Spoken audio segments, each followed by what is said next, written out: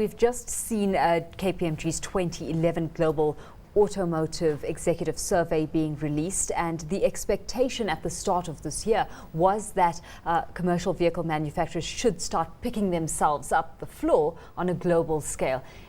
What is your expectation for the year ahead in that regard? I do believe we are through the worst, Alicia. We've seen 2009 being the really bad dip, that after the big crisis at the end of 2008. 2010 have surprised everybody's expectations, whether you're talking Africa, South Africa, China, even the US have managed to rebound off of the 2009 levels, and it's looking very positive going forward. Where we are looking at a two-tier global market system that's at play right now, what are some of the differentiating factors you're seeing in terms of developed markets, for example, versus emerging markets?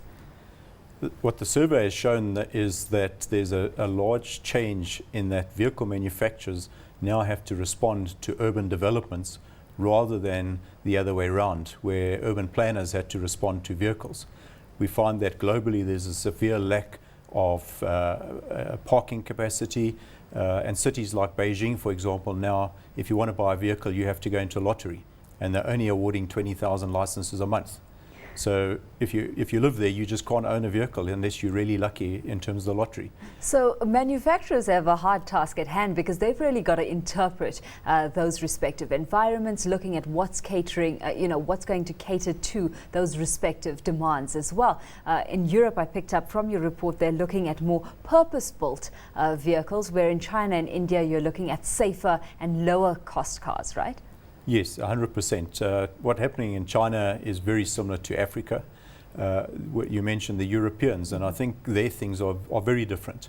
There, we're talking about mobility solutions now, where the desire to own a vehicle is no longer something that somebody really wants to do.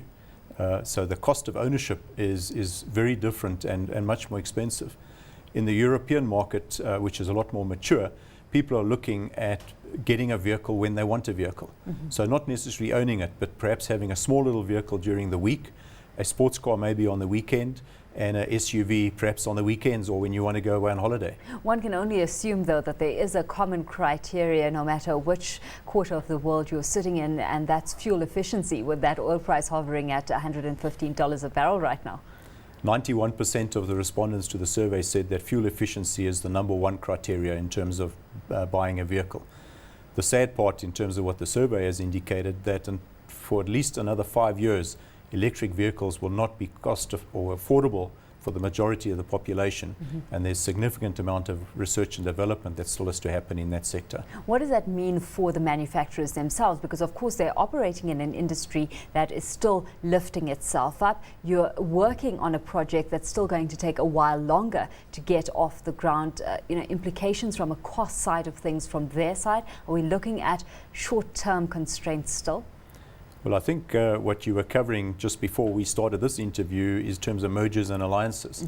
And that, other than Asia Pacific, where they still believe there's enough external funding to be able to go and grow their business with finance, you're looking at mergers and alliances taking place and sharing the risk of significant research and development that has to take place. With that, I've come across an article where you've got GM cutting its fixed costs in Europe. You've got a player like Chrysler reshaping its distribution and dealer network as well to take advantage of its parent company's presence on the continent. What does that mean for a player like South Africa from a manufacturing perspective and our export capabilities moving forward? Alicia, the exports for South Africa is really what our local industry is come to depend upon. Last year we had 37% growth in our exports to the rest of the world. That when the rest of the world is still getting over a bad hangover of 2009. The forecast for next year is even bigger, and we're expecting to export over half the vehicles we produce here. We're looking to export. So the world has changed in that global manufacturers and suppliers are allocating production to various parts of the world. And for example, Volkswagen are making all their right-hand polos here in Uitenhage, and they get sent to wherever they're required in the world.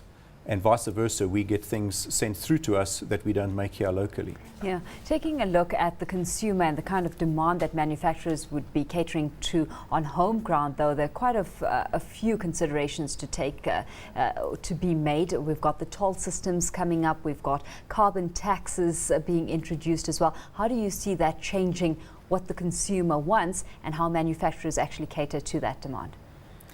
The manufacturers can only work within the environment that government creates. So the challenge that we have here as the consumer, the automotive, the driver, you and me, are bearing a bigger and bigger part of the total tax bill. You mentioned a couple of them that are going up. Fringe benefits tax is going up. You've mentioned the tolls. Import duty on vehicles is now staying the same, but we had ad valorem on vehicles costing more than 900,000 introduced during the budget. There is so much taxes. The fuel levy is going up as well. And you mentioned the oil spike in terms of price. That could have a big impact on where we go. So the local manufacturers can only build cars here in terms of the environment that's created. And South Africa has been very good in terms of creating an environment that helps our local manufacturers compete. The fact that we're so geographically distanced from the larger markets. And we've been very successful with that over the years.